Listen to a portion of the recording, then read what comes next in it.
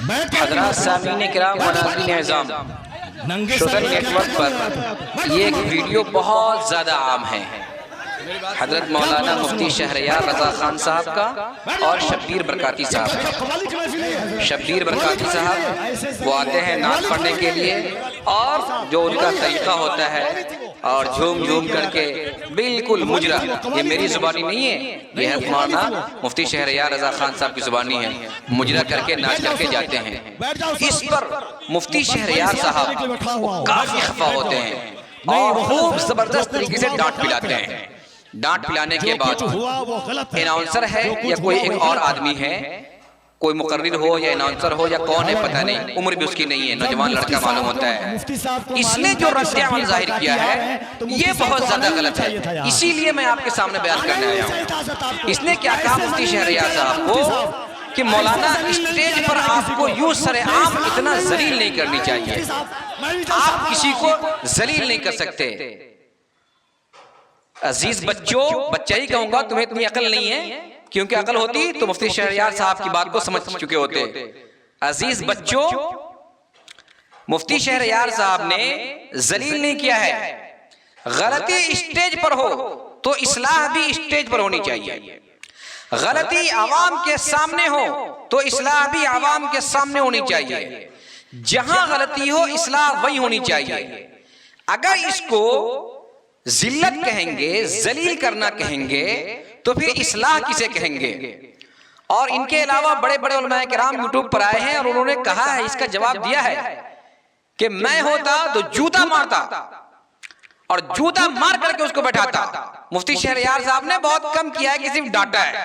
आवाम से मैं ये बात कहना चाह रहा हूं कि मेरे मोहतरम बुजुर्गों, दोस्तों, आए दिन इस किस्म की हरकत, इस किस्म का वीडियो, मार का, पीट का, उछल का, कूद का, माइक तोड़ने का, पंखे से लटकने का सोशल नेटवर्क पर खूब वायरल होता है और खूब शेयर होता रहता है और कुफ्र इससे खूब मजा लेता है, दुश्मन इससे खूब मजे लेता है।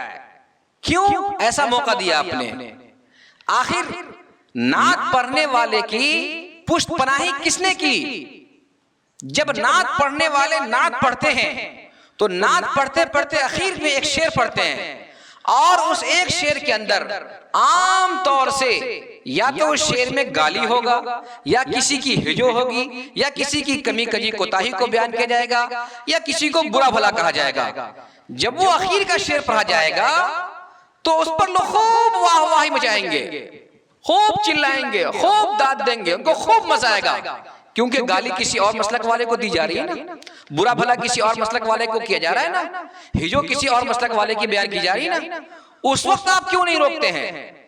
जब बयान होता है तो जिस बयान के अंदर जितना किसी और मसलक को टारगेट किया जाए, जितना किसी और मजहब को बुरा भला कहा जाए, जितनी गालियां दी जाए, जितना चिल्लाया जाए, जितना चीखा जाए और जितना उम्मत को तकसीम किया जाए, जितना बांटा जाए, जितना तोड़ा जाए, जितने तफरके की बात की जाए, वो मुकर्रिर उतना ही बड़ा मुकर्रिर है, उस मुकर्रिर की डिमांड उतना ही ज्यादा है, उस मुकर्रिर की सप्लाई उतनी ही ज्यादा है, उसके फीस, उसके चार्जेस भी उतनी ही ज्यादा है, उसके लिए इंतजाम और इंसराम, उनकी आओभगत भी उतनी ही ज्यादा है।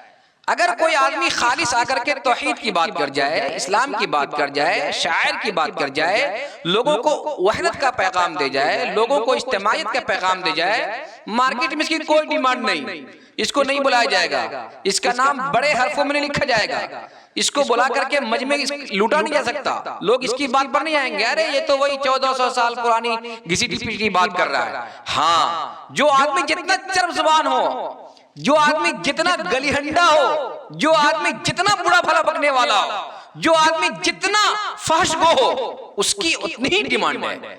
ये ऐसा माहौल किसने बनाया है? ऐसा स्टेज किसने तैयार किया है?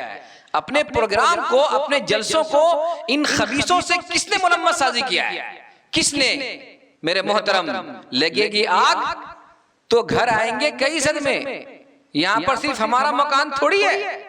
तो जब आपने ऐसा बना दिया है तो फिर जब आज आपको झेलना पड़ रहा है तो तकलीफ हो रही है कि भाई ऐसा नहीं होनी चाहिए, ये मुजरा नहीं होनी चाहिए। जब नात को गाने की शक्ल में पढ़ी जाती है, आपको महसूस ही नहीं होगा कि ये गाना है या ये नात है, सिर्फ अल्फाज रहेंगे नाक के और तर्ज, लबो लहजा, उतार चढ़ाव, उसका टोन, उसका साउंड सिस्टम, सब कुछ गाना करेगा।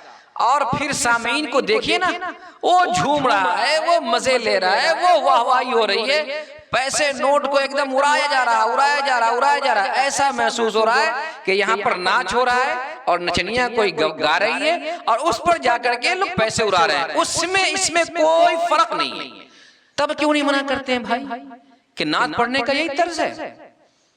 दाएं हाथ उठा करके कहो सुभान अल्लाह, बाएं हाथ उठा करके कहो सुभान अल्लाह, उछल के कहो सुभान अल्लाह, कूद के कहो सुभान अल्लाह, मचल के कहो सुभान अल्लाह, दोनों हाथ हवा में उठा के कहो सुभान अल्लाह, नारे लगा के कहो सुभान अल्लाह। अरे भाई, बात जब समझ में आएगी दिल खुद ब खुद खुश हो जाएगा। और ऐसा मिसरा होगा तो दिल मचल करके खुद ब खुद सुभान अल्लाह कह देगा। नहीं, एटीएम ले करके सुभान अल्लाह, स्कैनर ले करके सुभान अल्लाह, फोन पे करके सुभान अल्लाह, पैसे लुटा करके सुभान अल्लाह, पेमेंट करके सुभान अल्लाह। ये क्या तरीका है? क्या बना के रख दिया है? नात ऐसी पढ़ेगा कि मालूम हो कि मदीने की सैर कर रहा हो और चेहरा उसका साफ है, दाढ़ी नहीं है। इस उलमा की स्टेज पर आके नात पढ़ रहा है, चेहरे पे दाढ़ी नहीं है, इतना बड़ा बड़ा बाल नचनिया की तरह बाल रखे हुआ है, टखने से नीचे उसका पाजामा है, न कुर्ते का होश है, कुछ नहीं। और ये बहुत बड़े शायर हैं। क्यों? 5-5 अंगूठी पहना हुआ है, बहुत बड़ा शायर है, पहुंचा हुआ है। कहां पहुंचा हुआ है पता नहीं, कुफ्र तक पहुंचा हुआ है या शिर्क तक पहुंचा हुआ है या कहां पहुंचा हुआ, नहीं पहुंचे हुए हैं। कहां पहुंचे हुए अल्लाह ही पता जानता है कहां पहुंचा हुआ है। वो अब मना क्यों नहीं करते हैं? अब क्यों भारी पड़ा मेरे मोहतरम? यकीन जान लीजिए, हमारे जो जलसे हैं ना, वो मुकम्मल जलसे ही इस्लाह के काबिल हैं। मुफ्ती शहरयार साहब ने कहा कि मैं बारात का इजहार करता हूं इस प्रोग्राम में। जब मैं आया तो इस चीज से, मेरे भाई, ये जमाना ऐसा आ गया है ना कि प्रोग्राम से ही बारात का इजहार करनी चाहिए। पूरी रात जलसा हो रहा है, इसकी क्या जरूरत है? जलसे के अंदर 1000 आदमी शरीक है, फजर की नमाज में 3 आदमी भी नहीं है। ये कैसा जलसा हुआ? इस जलसे से पहले और उसके बाद किसी भी आदमी को खड़े करके पूछे कि आपने इस जलसे से कौन सा मसला सीख लिया, कौन सा अकीदा दुरुस्त कर लिया, आपकी जिंदगी के अंदर क्या तब्दीली आ गई, क्या आपके अंदर खूबी आ गई, कौन सी ऐसी चीज थी जिससे तौबा कर लिया? कुछ पता नहीं। हम जलसा देखने गए थे, सुनने गए नहीं थे, समझने गए ही नहीं थे, अमल करने गए नहीं, देखने गए थे कि स्टेज कैसा है, रानाई कैसी है, गुब्बारे कैसे हैं, बैलून कैसा है, कैसे सजाया गया है, कौन से फूलों का हार लगाया गया है, कैसे स्टॉल डाले गए हैं, कैसे शाल डाले गए हैं, कैसी वीआईपी कुर्सियां लगाई गई हैं, कौन से इको और माइक और सिस्टम लगाया गया है, कितने क्या खाने में इंतजाम था, बिरयानी का इंतजाम था, पुलाव का इंतजाम था, क्या मीठा था, क्या चाय चल रही थी, कितने मार्केट लगे हुए थे, मार्केट के अंदर कौन से किस्म बिक रहे थे। ये देखने गए थे, सुनने गए नहीं थे। और इसी में उम्मत के सैकड़ों करोड़ रुपए खर्च होते हैं। इतने पैसे खर्च होते हैं कि अगर उस पैसे का सही इस्तेमाल किया जाए तो फिर उम्मत को अलग से यूनिवर्सिटी की जरूरत बाकी नहीं रहेगी, उम्मत को हॉस्पिटल की जरूरत बाकी नहीं रहेगी, उम्मत को मुसाफिर खाने की जरूरत बाकी नहीं रहेगी। उम्मत की बच्चियां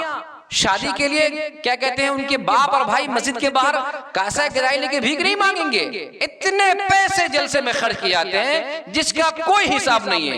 एक रात आया और पूरी कौम को, पूरी बस्ती को, पूरे इलाके को तोड़ करके, लड़ा करके, झगड़ा करके अपने यहाँ। अब यहाँ आप लड़ते रहिए, मरते रहिए, करते रहिए। आपकी जो मस्जिद के इमाम हैं, आपके जो मस्जिद के मुअज्जिन हैं, आपके जो मदरसे के मोहतमिम हैं, आपके जो मदरसे के उस्ताद हैं, ये बेचारे यूं ही रह गए जो साल भर खिदमत किया, पूरी जिंदगी खिदमत किया, 100 रुपया कोई उनकी हौसला अफजाई करने वाला नहीं, 2 बोल बोलने वाला नहीं, और एक रात आया 50,000 60,000 जोरुआ शायर। क्या बात है। अनाउंसर, ये भी बहुत बड़ा कमबख्त हो गया इस जमाने का अनाउंसर। उसको पता ही नहीं चलता है कि मैं अनाउंसरी किस चीज की कर रहे हैं, प्रोग्राम की कर रहे हैं, दीनी जलसों की कर रहे हैं, या ये कि हम यहाँ पर नचनिया की नाच नचा रहे हैं। इस किस्म से मेरे मोहतरम बुजुर्गों, दोस्तों, जलसे को बिगाड़ दिया गया है इस जमाने के अंदर कि जलसे से इस्लाह क्या होगी, खुद जलसे के इस्लाह की जरूरत है। अब भी सुधर जाइए, अब भी हालात का जायजा लीजिए, अब भी ऐसे पेशावर मुकर्रीन का बाइकआउट कीजिए, अब भी ऐसे पेशावर शायरों का बाइकआउट कीजिए, ऐसे मुजरों कव्वाली करने वाले, मुजरा करने वाले और नात को गाने के तर्ज पर पढ़ने वालों का बाइकआउट कीजिए। मगरिब से इशा प्रोग्राम रखिए, रात के 1-2 घंटे प्रोग्राम रखिए, एक दो उलमाए किराम को बुला लीजिए, उनकी नसीहत आमेज गुफ्तगू सुन लीजिए, उनसे मसाइल पूछ लीजिए, उस पर अमल कर लीजिए, इतना काफी इस्लाह के लिए। कुर्बान जाइए मेरे मोहतरम बुजुर्गों, दोस्तों, दावत और तबलीग वाले पर यकीनन उनसे सबक लीजिए मेरे मोहतरम। इतना बड़ा प्रोग्राम होता है, इतना बड़ा इज्तिमा होता है, करोड़ों का मजमा होता है। कोई कह दे आज तक कि हमसे किसी ने चंदा मांगा? उसके पास अपना क्या कहते हैं कि ये है रसीद है, कोई गया आपके पास? नहीं, अल्लाह वाले वहां खुद माल पहुंचा देते हैं, वहां खुद जरूरत की चीजें पहुंचा देते हैं, और करोड़ों का मजमा हो। याद रखिए, इशा के बाद कभी प्रोग्राम नहीं होता। इशा से लेकर फजर तक अल्लाह ने सोने के लिए बनाया है, वो सोते हैं। इशा के बाद फौरन जिक्र रोजगार करके सुन्नत के मुताबिक सो गए, सुबह में उठ करके तहज्जुद के वक्त ला इलाहा इल्लल्लाह की ज़रबें लग रही होती हैं, बंदा चीख रहा होता है, रो रहा होता है, अल्लाह से माफी मांग रहा होता है, और फिर सुबह में जिक्र रोजगार होता है, फिर सुबह में तरतीब बनती है, गली गली, मुल्क मुल्क, करिया करिया, बस्ती बस्ती निकल जाना है, और वहां जाकर के लोगों को दीन तक पहुंचाना, उनके घर पर जाकर, उनके दुकान में जाकर, उनके मकान में जाकर, उनके खेत में जाकर, उनके कारखाने में जाकर, उन तक पहुंच करके उनको कलमा याद कराना है, उनको दीन की फजीलत बतानी है, फजाइल आमाल उनको पढ़ाना है। कभी उन्होंने इशा से लेकर के फजर तक जलसा नहीं किया, चाहे कितना बड़ा प्रोग्राम हो, लेकिन हम और आप इशा के बाद से शुरू होगा, फजर में खत्म। तो मेरे मोहतरम बुजुर्गों, दोस्तों, बहुत सारी चीजें ऐसी हैं जो खुद जलसे की इस्लाह की जरूरत है। दुआ है अल्लाह से, अल्लाह ताला हम सबको इस्लाह के साथ जलसा करने की तौफीक अता फरमाए।